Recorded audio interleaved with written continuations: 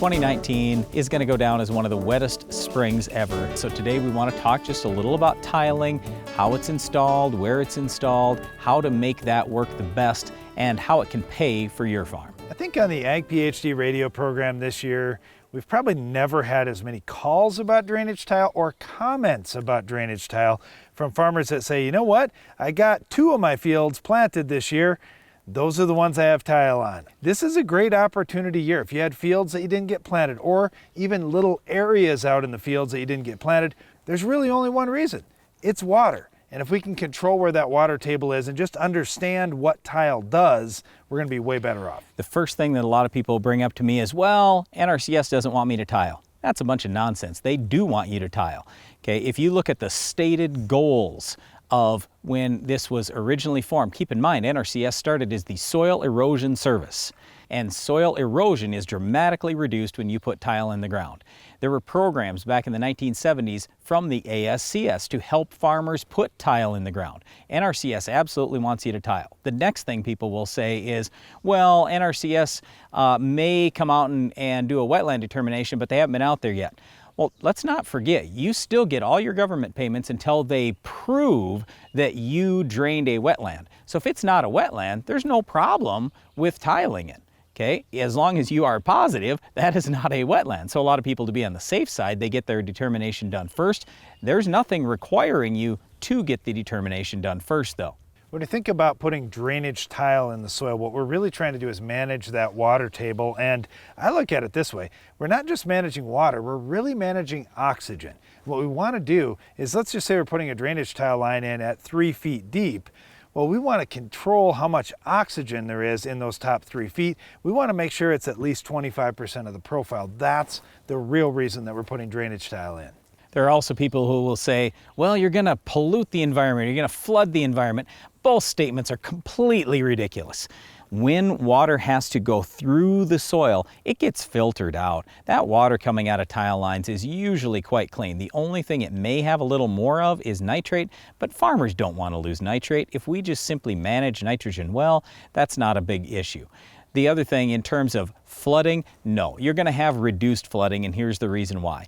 Because tile lines are set up typically for a 1/4 inch, a 1/3 of an inch, a 1/2 inch drainage coefficient.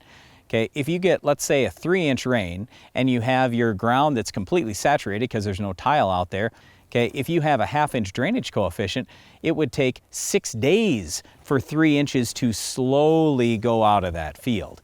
So it's absolutely reduced flooding, and it's absolutely cleaner water when you put tile in the ground.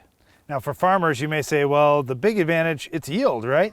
Yeah, yield is a really nice component. It's the one that pays you. But think about 2019. Think about your fields that you didn't have enough tile in or didn't have any tile in. You were getting stuck out there. You were having issues. You were going back into those fields several times trying to plant because, well, part of the field's ready, but part of the field's not. And there are all those other things that you may not see that right away as, hey, I can just put a check in my pocket.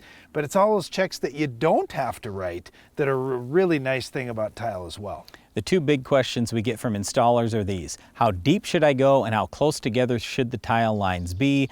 What you want to use is the Ag PhD drainage calculator. That will help you a little bit with the tile spacing question and in terms of how much tile you need overall. But I'd just say this: if you're in an area that normally gets lots of rainfall, you probably want to have the tile lines a little bit deeper so you have more capacity when you do get rain. If you're in a dry area like we are, we like keeping the tile lines relatively shallow, 2.5, 3 feet, that's good enough.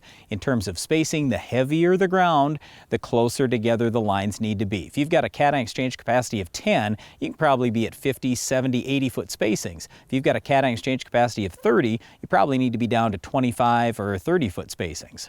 Well, last thing I want to discuss is just comparing using drainage tile below the surface of the ground versus surface drainage. Because this year, there were a lot of guys, hey, I got a pond out there, I need to do a little surface drainage or some land shaping to get that to run away. And that's nice for the above ground water management, but it also does lead to a little more flooding because all that water is going to hit a river or a stream that much faster. And more erosion. And it doesn't do anything for that oxygen that we're trying to control beneath the ground. So the problem is, you didn't really fix the problem with the above ground drainage. The water table coming up is the real issue. That's why you use tile. And also just keep in mind, the tile doesn't run if the water table is below the level of the tile line. So like on our farm, my water table is below 3 feet, tile line never runs, it's awesome. But in those circumstances, like here in 2019 in the spring, where the water table came above 3 feet, it got to 2 foot depth or 1 foot depth, now my tile line runs. Well, there's a lot to know and understand about tile, but the simple fact is it's going to help you improve your yield